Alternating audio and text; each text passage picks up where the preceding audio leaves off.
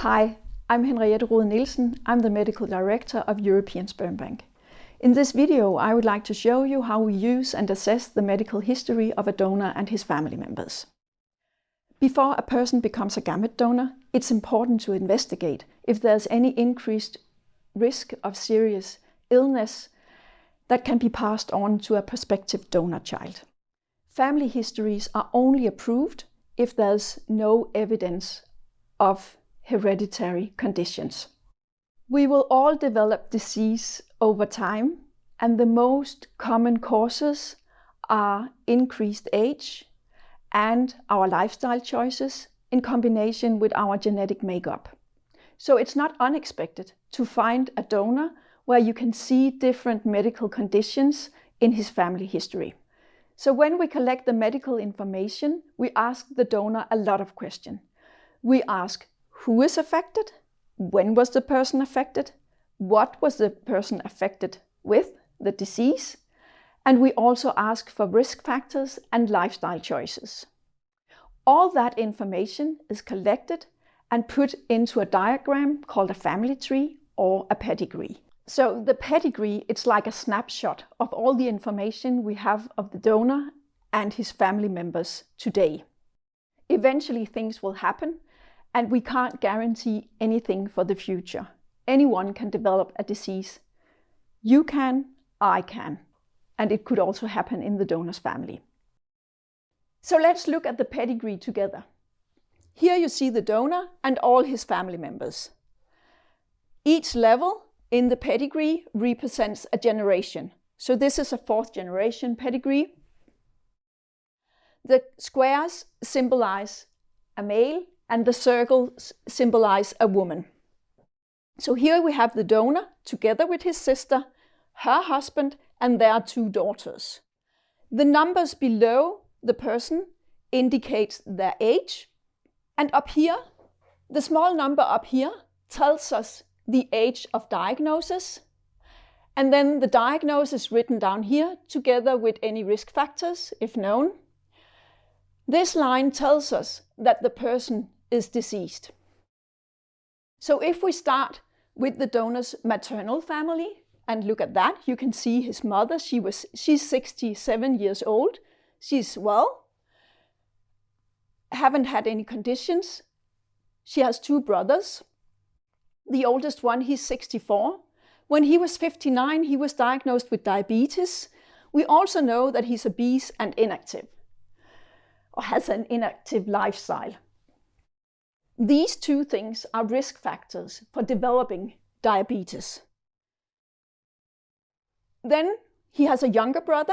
He's 63 today.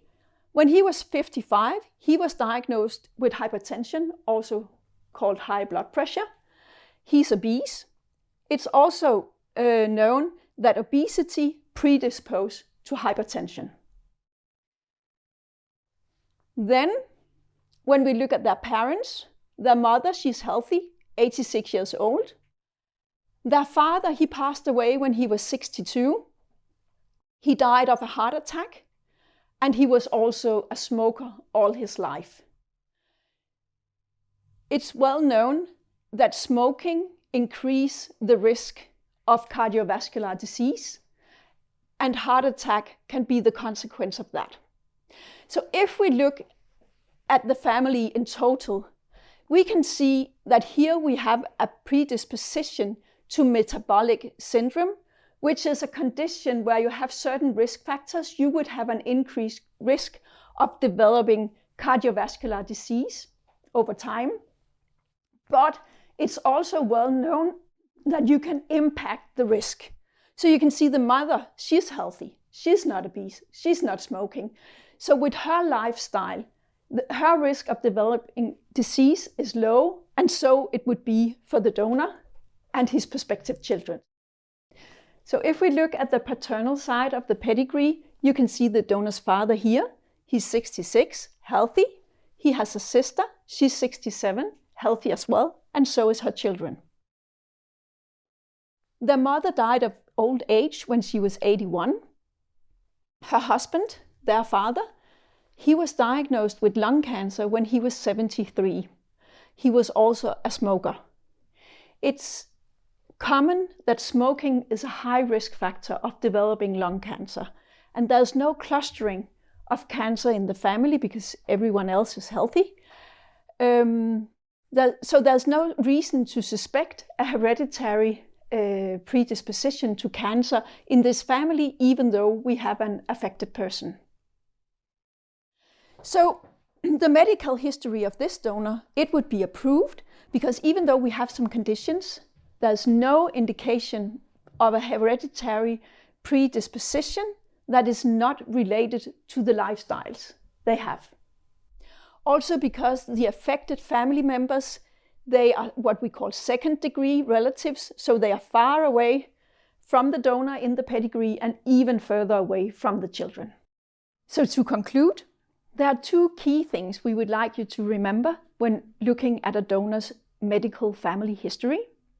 First, we all get sick and we will have diseases in our family, and that also goes for our donors.